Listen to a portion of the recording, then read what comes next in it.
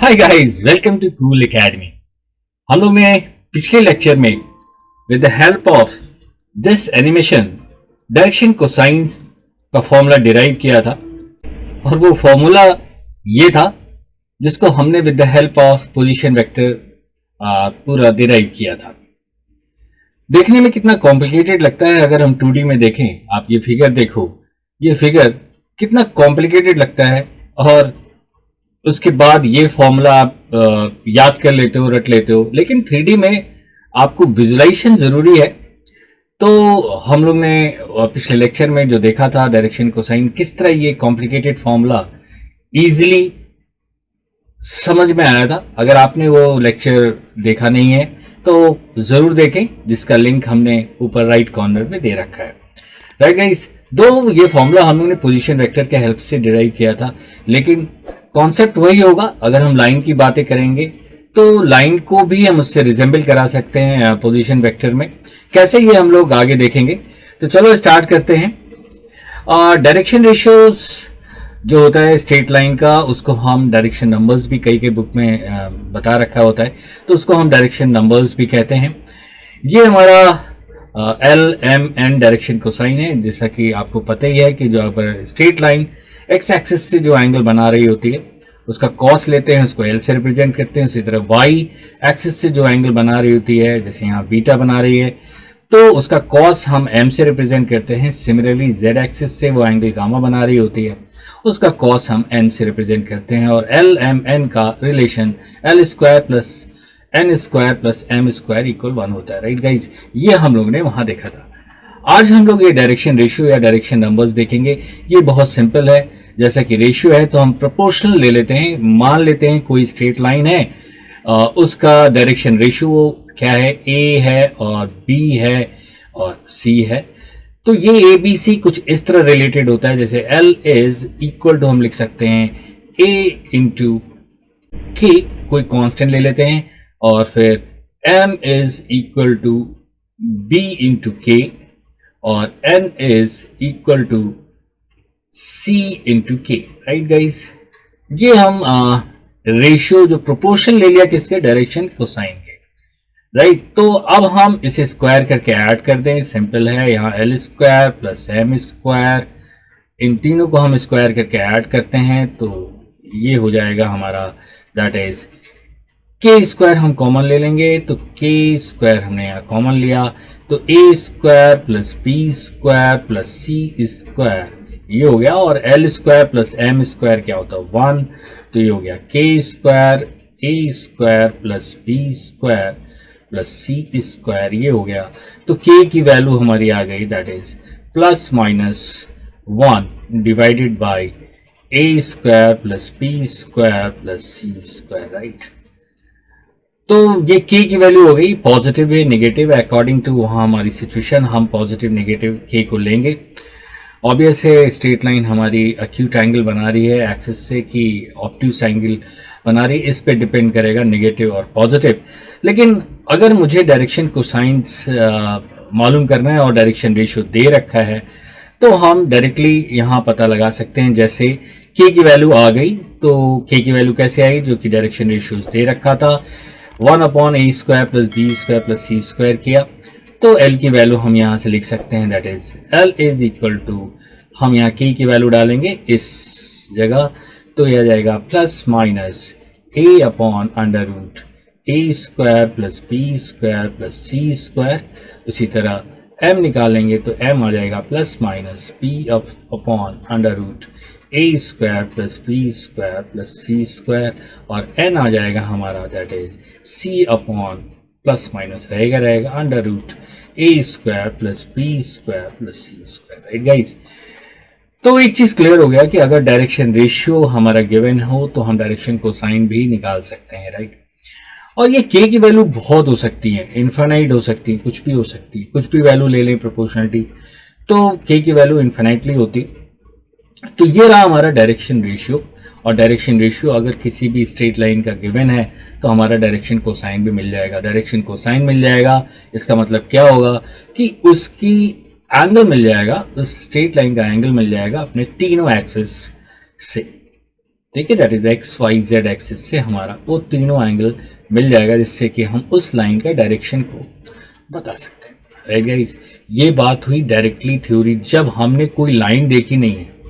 ठीक है, कोई लाइन हमने पिक्चराइज नहीं की, विजुलाइज नहीं की, तो हम लोग ने सिंपल ये डायरेक्शन रेशियो के हेल्प से हम लोग ने निकाल लिया डायरेक्शन कोसाइन।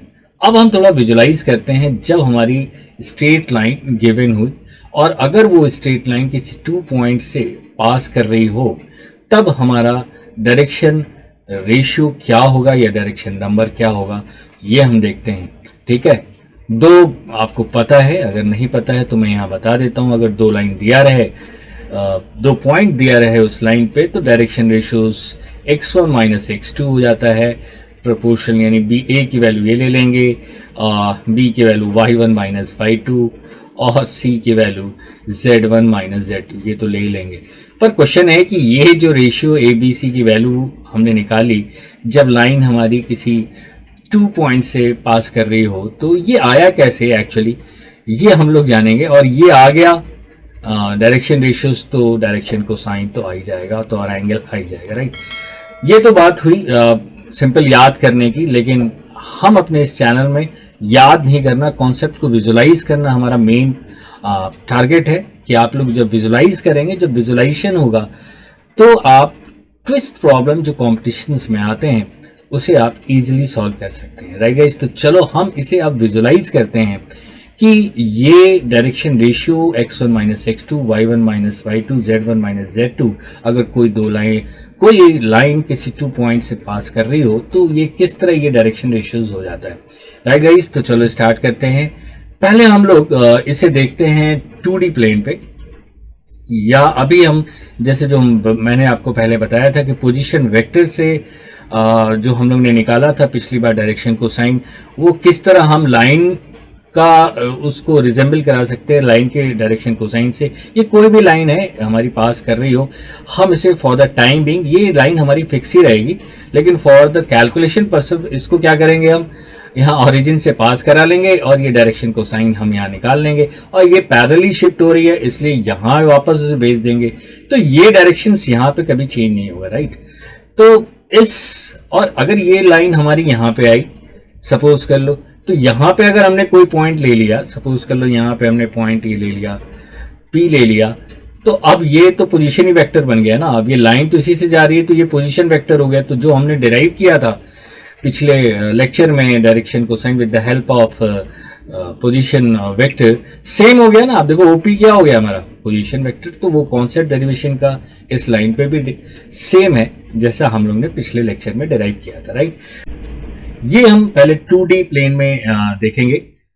ये हमारी लाइन है जो कि अभी 2D प्लेन में, जैसा कि हमने आपको बताया कि x एक्सिस हमारा रेड से है, तो ये x एक्सिस होगा, रेड वाला जो लाइन होगी x एक्सिस, और ग्रीन वाली लाइन y एक्सिस होगी, और z एक्सिस ब्लू में होगी। राइट, यहाँ पे हमने ये जो लिया है स्ट्रेट लाइन है, इसको हम वापस अपने ओरिजिन पे लाते हैं।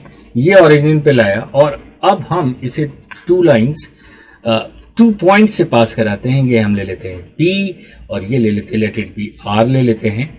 ठीक है, और P के पोजीशन हम ले लेते हैं यहाँ पे x1 y1, और ये ले लेते हैं x2 y2। 2D प्लेन में समझना थोड़ा इजी है, पहले मैं यहाँ पे आपको ब्रीफ करूंगा, क्योंकि जब भी मैं 3D में शिफ्ट करूंगा आप वो 3D फिगर समझने में प्रॉब्लम होगी, लेकिन जो उसका मेन कॉन्सेप्ट है वो यहीं से आएगा 2D से। वही जो चीज़ मैं यहाँ करूँगा वो चीज़ वहाँ पे करूँगा, लेकिन उस 3D प्लेन में थोड़ा सा समझना डिफ़िकल्ट हो जाता है, इसलिए पहले हम यहाँ पे आपको दिखा रहे हैं, फिर हम 3D प्लेन में ये जब 3 एक्सिस लेंगे तब हम उसे देखेंगे। ठीक है, तो चलो पहले स्टार्ट करते हैं। हम ये पहले लिया P से हमने एक परपेंडिकुलर डाला, तो ये किसके पैरेलल है, x एक्सिस की, तो ये हो गया x1। y पे हमने ये डाला, तो ये लेंथ क्या हो गया हमारा y1। सिमिलरली R पॉइंट से हमने ये लेंथ डाला, तो ये x2 हो गया, और ये क्या हो गया y2 हो गया। क्लियर हो गया। अब हम क्या करेंगे, ये एंगल अल्फा है, तो अब ये हमने लाइन गया, तो ये भी क्या होगा, अल्फा हो जाएगा, और ये लेंथ हमारी कितनी हो जाएगी, ये लेंथ हो जाएगी हमारी x1 माइनस x2, राइट। और अब cos अल्फा आप यहां पे देखो तो cos अल्फा आप क्या लिखोगे, that is cos alpha is base upon hypotenuse, that is x1 minus x2, और हाइपोटेन्यूज क्या है, दैट इज आर पी, ये हमारी हाइपोटेन्यूज हो गई, आर पी ले लेते हैं, राइट। इसके लेंथ को कुछ भी हम वैल्यू ले लेंगे, टी ले लेते हैं यहाँ पे, वहाँ भी हम टी ले लेंगे, तो हम इसे टी लिख सकते हैं, that is x1 minus x2 upon T ले लिया। अब इसी तरह अब हम बीटा निकालना चाहें तो ये हमने क्या डाला, ये बीटा, तो ये एंगल भी क्या हो जाएगा हमारा बीटा, और ये लेंथ हमारी कितनी हो जाएगी, ऊपर से ये यहाँ से ये पोजीशन जो है इसकी, आप देखो यहाँ से यहाँ क्या है, ये y1 है, और इस पॉइंट से ये पॉइंट y2 है, तो ये हमारा क्या हो जाएगा, that is y1 minus y2, ये लेंथ। और cos बीटा आप लिखोगे तो यहाँ पे आ जाएगा, that is cos beta is equal to y1 base upon hypotenuse, that is y1 minus y2 upon this, ये हाइपोटेन्यूज इसका क्या हो, rp, that is t, right. ये हो गया, तो ये हमारा क्या हो गया, डायरेक्शन कोसाइन, क्योंकि हमने एंगल निकाला है, राइट। अब L इज टू m करेंगे तो ये क्या दे देगा हमारा, दैट इज ये दे देगा हमारा x1 minus x2 upon t, और ये दे देगा y1 minus y2 upon t। तो अगर आप रेशियो देखोगे तो इसमें देखो रेशियो क्या आ जाएगा, टी टी दोनों में कैंसिल है, तो हम लिख सकते हैं अगर इस लाइन का डायरेक्शन रेशियो ए बी है, लिख सकते हैं, तो ये हम लिख सकते हैं, that is x1 minus x2 y1 minus y2, right.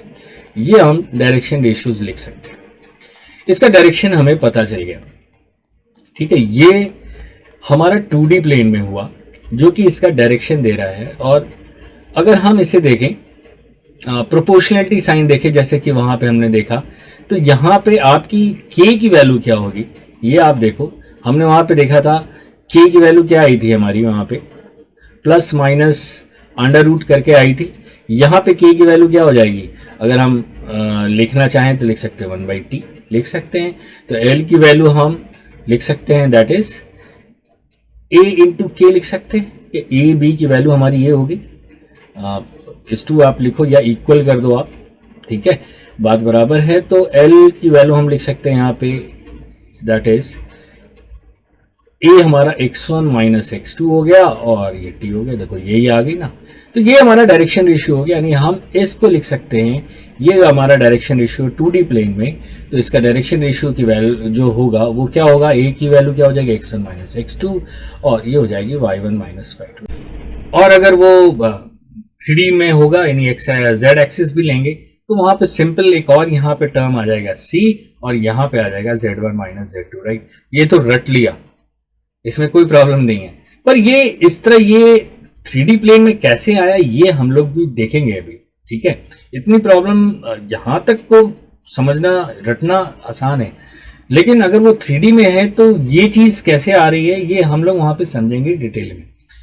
अब दूसरा है कि डायरेक्शन अगर 2D प्लेन में है, हमने पढ़ा था स्लोप पढ़ा था m, और उसे हम लोग ने डिनोट किया था यहाँ पे एक्स एक्सिस जो एंगल बना रहा है tan अल्फा, तो आपने क्या वहां फॉर्मूला पढ़ा था, that is y1 minus y2 upon x1 minus x2, या y2 minus y1 upon x2 minus x1, दोनों है नेगेटिव, आप दोनों पे कॉमन ले लो, न्यूमरेटर डिनोमिनेटर पे सेम आ जाएगा, राइट।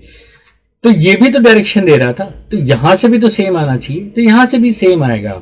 आप यहां पे बीटा को क्या लिख दोगे, 90 माइनस अल्फा, तो बीटा देखो यहाँ 90 माइनस अल्फा है, तो यहाँ ये cos 90 माइनस अल्फा किस में चेंज हो जाएगा, साइन अल्फा में। तो साइन अल्फा हमारा हो जाएगा y1 minus y2 upon T, और फिर हम लोग डिवाइड करेंगे उनको, sine alpha by cos alpha, T cancel हो जाएगा, तो यही फॉर्मूला आ जाएगा, कोई नई चीज नहीं पड़ी। लेकिन 2D में हम लोग ने अगर डायरेक्शन निकालना था कोसाइन किसी लाइन का, तो हम लोग इस तरह निकालते थे और ये फॉर्मूला वहां अप्लाई करते थे, ठीक है। यहां भी मतलब 3D में हम जो अप्लाई करेंगे ये कॉस वाला करेंगे, लेकिन 2D में भी हम ये डायरेक्शन कोसाइन यूज कर सकते हैं, अगर प्रॉब्लम की नेसेसिटी हो तो वहां हम इसको भी यूज कर सकते हैं, राइट गाइस। अब आता है हमारा मेन, ये तो हमने 2D में देखा कि किस तरह हम डायरेक्शन कोसाइन निकालते हैं, राइट। और अगर हम ओपी की वैल्यू निकालना चाहें तो ओपी की वैल्यू आप देखो यहाँ पे क्या हो जाएगी, ओपी की वैल्यू वही डिस्टेंस बिटवीन 2 पॉइंट्स आ जाएगा, that is x1 minus x2 का whole square plus y1 minus y2 का होल स्क्वायर, यही तो आ जाएगा। और जब आप स्क्वायर करके ऐड करोगे L square plus M square, तो ये दोनों टी और जो ऊपर डिस्टेंस है वो सेम हो जाएगा, तो कैंसिल हो जाएगा, ठीक है। तो वो आप देख सकते हो आराम से, इसमें कोई प्रॉब्लम नहीं है, ठीक है। तो अब हम लोग स्टार्ट कर रहे हैं। ये जो हमने यहाँ पे बताया कि अगर 3D में लाइन हो उसका डायरेक्शन रेशियो क्या होगा, that is x1 minus x2, y1 minus y2 और z1 माइनस z2 होगा। ये कैसे होगा, ये हम लोग जल्दी से 3D फिगर पे देखते हैं, राइट। तो आप बड़े पेशेंटली देखना। दो डायरेक्शन रेशियो आपका क्लियर हो गया, लेकिन अब मैं आप विजुअलाइजेशन करोगे उसका कैसे, चलो उसे करते हैं। वापस ये लाइन चली गई, राइट गाइस, हमने जो एनालिसिस करना था कर लिया, उसके बाद ये लाइन और वापस चलेगी अपने ओरिजिनल पोजीशन पे। अगर हम बात करें सिर्फ 3D में नहीं, अगर हम उसे 2D में बनाना चाह रहे हैं, देखना चाह रहे हैं, तो देखो कितना कॉम्प्लिकेटेड आएगा। ये लाइन हमने लाया यहाँ पे, उसके बाद ये 2 पॉइंट पास कराया, ये एंगल बना और ये सब परपेंडिकुलर्स डाले, इधर डाला, ये किया। इस तरह हम लोगों ने पूरे इस 2D प्लेन में समझा, ये प्लेन आया, ये प्लेन में ये एंगल अल्फा बन रहा है जो कि दिख नहीं रहा है यहाँ पे कि ये है एंगल 90 डिग्री है, ठीक है। तभी तो कॉस अल्फा ये होके x1 और ये निकालेंगे हम कॉस अल्फा की वैल्यू जो हम लोग निकालेंगे, दैट इज अगर ये पोजीशन वेक्टर होगी तो x1 अपॉन दैट करते हैं, जिसका हमने डिटेल में पिछले लेक्चर में देखा था। फिर ये आया, ये जो ये वाला पॉइंट है इसका ये प्लेन आया टच करते हुए, इसी तरह ये y एक्सिस वाले आए, फिर ये देखो z एक्सिस आया, और उसके बाद जैसे हमने y परपेंडिकुलर डाला था, ये 3 परपेंडिकुलर, एक और ये छोटा सा 2, ये 3। कितना कॉम्प्लिकेटेड हो गया ये, यहाँ पे आपको समझ में नहीं आएगा। अगर हम कहें ये हम r ले लेते हैं और ये p ले लेते हैं, तब हम कहेंगे यहाँ पे ये जो डायरेक्शन रेशियो है ये हमारा जो होगा x1 माइनस x2 और y1 माइनस y2 और z1 माइनस z2 कैसे आया। यहाँ पे आपको अगर मैं समझाने की कोशिश करूंगा तो बहुत ही मुश्किल हो जाएगी। तो अब हम लोग चलें इस चीज को 3D में देखते हैं वो कैसे होता है, राइट। ये लाइन हमारी वापस चली गई, अब हम देखो 3D में देख रहे हैं इसे कैसे होगा, ये देखते हैं। ये हमारा 3D प्लेन है, आप देखो। अब हम पहले अल्फा की बात करते हैं, यानी एक्स एक्सिस से जो ये लाइन जो रेड वाली जा रही है उसको हम उस पर ध्यान देंगे तो देखो क्या होगा। ये हमारी लाइन जो जा रही है ये एक्स एक्सिस, ये हमारी आई, और एक्स एक्सिस पे आप देखो ये हमारी एक्स एक्सिस हो गई, ठीक है। इस एक्सिस, ये एक्स एक्सिस और ये जो लाइन है ये एंगल हमारा कितना बना रही है, आप यहां पे देखो, ये एंगल तो अल्फा बना रही है, राइट। अब आप बात करो x1 माइनस x2 की, इसकी हमने पोजीशन क्या ले लेते हैं, हम इसकी पोजीशन अभी फिलहाल ले लेते हैं, जैसे वहां लिया था x1, y1 और z1 ले लेते हैं, और इसकी पोजीशन हम ले लेते हैं x2, y2 और z2 ले लेते हैं। अब आप देखो ये लेंथ कितनी हुई, थोड़ा सा और इसे हम टिल्ट करते हैं तो और क्लियर होगा। तो आप देखो ये x1 है, तो यहां से OM से लेके क्या हुआ, x1 हुआ, राइट। और ये क्या हो गया हमारा, यहां से लेके OM की वैल्यू क्या है, x1। अगर x2 की बात करें तो ये लेंथ यहां से यहां कितनी हुई, ये हमारी x2 हो गई। तो यहां से यहां हमारा x2 हुआ और ये पूरा क्या हुआ हमारा x1 हुआ। तो ये लेंथ देखो कितनी आ गई हमारी, x1 माइनस x2 आ गई, राइट। और ये अल्फा है तो ये भी क्या होगा, अल्फा होगा। तो अब यहां से देखो आपको दिख रहा है, और पी आर इसकी लेंथ वहां पे हमने टी ले ली है, यहां भी हम टी ले लेते हैं, तो ये आ जाएगी हमारी cos alpha is equal to क्या हो जाएगा, दैट इज बेस अपॉन, यहां भी देखो वही आ रहा है, अपॉन ये टी हो गया। T is the length of this segment P R, ठीक है, जो कि हमने वहां पे लिखा था, तो यही सेगमेंट हुआ, ये टी हो गया हमारा लेंथ, राइट। सेम फॉर्मूला आ गया, राइट। तो अब हम इसे मिटाते हैं, लेकिन यहाँ पे आप देखो ये ट्रायंगल वर्टिकल नहीं बन रहा था जैसे एक्स वाई प्लेन में बन रहा है। हम इसे मिटा के फिर से देखते हैं, आप देखो कैसे दिख रहा है ये प्लेन देखो स्लांट बन रहा है, देखो ये ग्रीन वाला देखो स्लांट बन रहा है, राइट। ये देखो देखो ग्रीन वाला अभी आएगा प्लेन, तो ये ग्रीन प्लेन जो है जिसपे हमने कॉस अल्फा लिया एक्स एक्सिस से, वो क्या बन रहा है, देखो स्लांट बन रहा है, और एंगल आपका ये स्लांट बन रहा है, एयर में वर्टिकल नहीं बन रहा है, राइट। और ये लेंथ जो हो जा रही है हमारी x1 minus x2।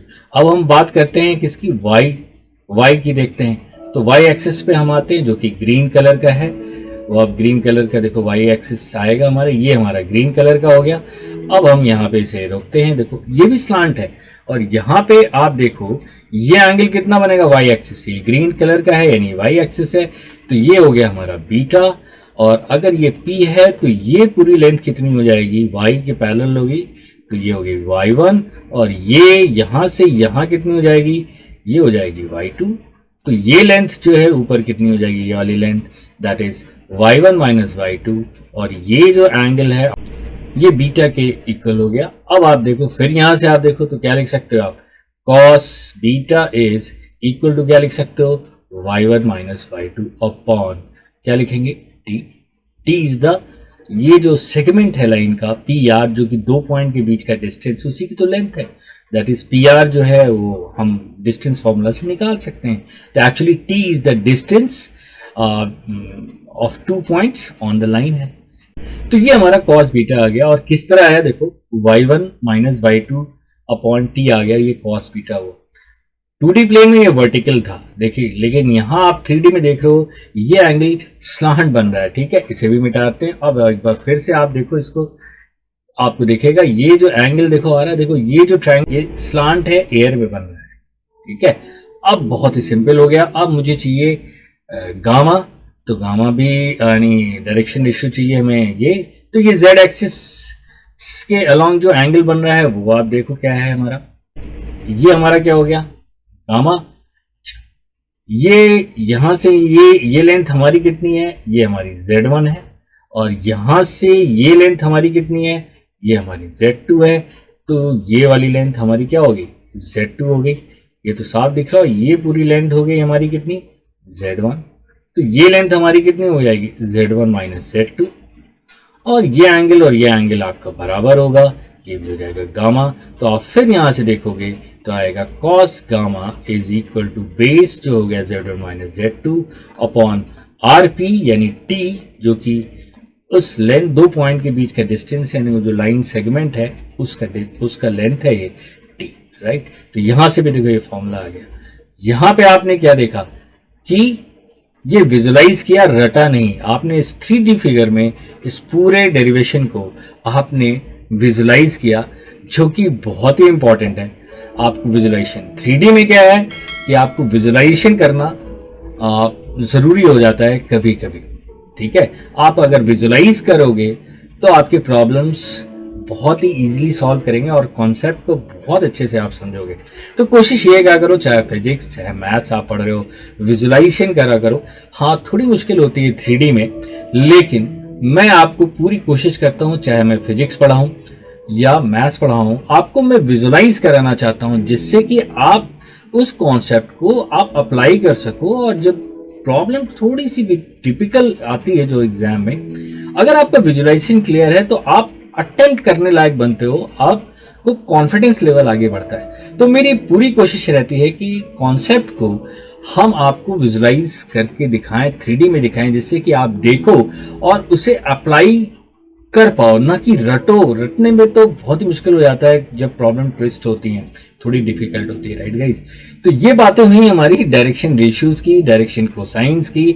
Direction ratios को हम डायरेक्शन नंबर्स भी कहते हैं, लेकिन इसका एक एडवांटेज है कि अगर डायरेक्शन रेशियो बहुत ही इजीली निकल जाता है, डायरेक्शन कोसाइन में अंडर रूट और वो सब करना पड़ता है तो थोड़ा टफ होता है। लेकिन जब कभी मुझे शॉर्ट जल्दी से कोई चीज़ बतानी होती है कि वो लाइन परपेंडिकुलर है या पैरेलल है, तो हम डायरेक्शन रेशियो का यूज आसानी से करके बता सकते हैं। जैसे अगर किसी दो लाइन का, ये दो लाइन है हमारी, सपोज कर लो ये दो लाइन है, ये दो लाइन 3D में है और इसके डायरेक्शन रेशियोज एक के दे रखे हैं A1, B1 और ये C1 और इसके दे रखे हैं A2, B2 और C2।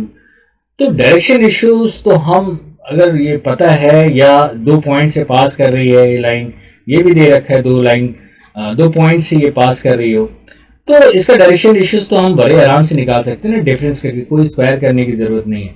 और इस दो लाइन को मुझे अगर बताना है ये पैरेलल में है या परपेंडिकुलर है, तो सिंपल हम इससे बता सकते हैं, अगर A1/A2 is equal to B1/B2 is equal to C1/C2 अगर होता है तो लाइन क्या होंगी, पैरेलल होंगी।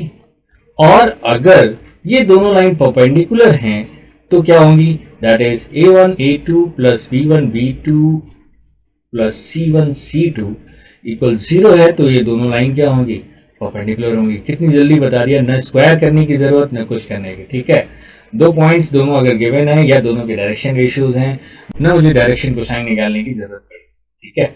तो ये फायदा हो जाता है, सिंपल हमने डिफरेंस निकाला और 2 पॉइंट्स गिवन है और उनका रेशियो देखा, अगर बराबर है तो पैरेलल है, अगर ये चीज कंडीशन है तो परपेंडिकुलर है, राइट।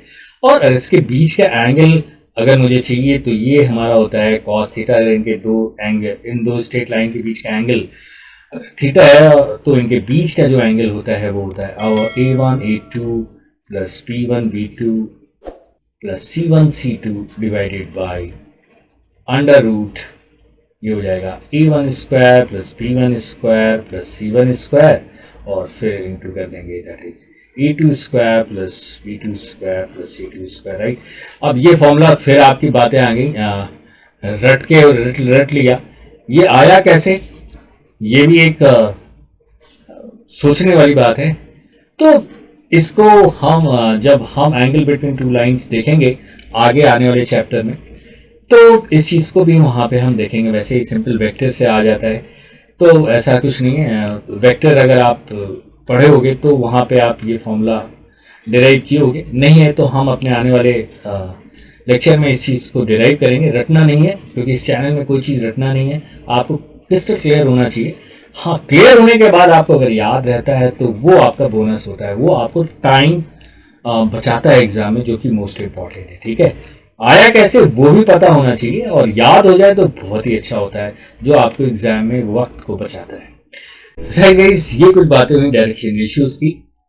नेक्स्ट लेक्चर में हम लोग इस पे बेस्ड जो क्वेश्चन है हमारे चैप्टर 11 का, जो पहला चैप्टर है 11.1, उसको सॉल्व करेंगे, कंप्लीटली सॉल्व करेंगे या हिंट देंगे, आप जरूर सॉल्व करिएगा। उसके बाद फिर हमारी मेन टॉपिक स्टार्ट होगा, equation of straight line in 3D।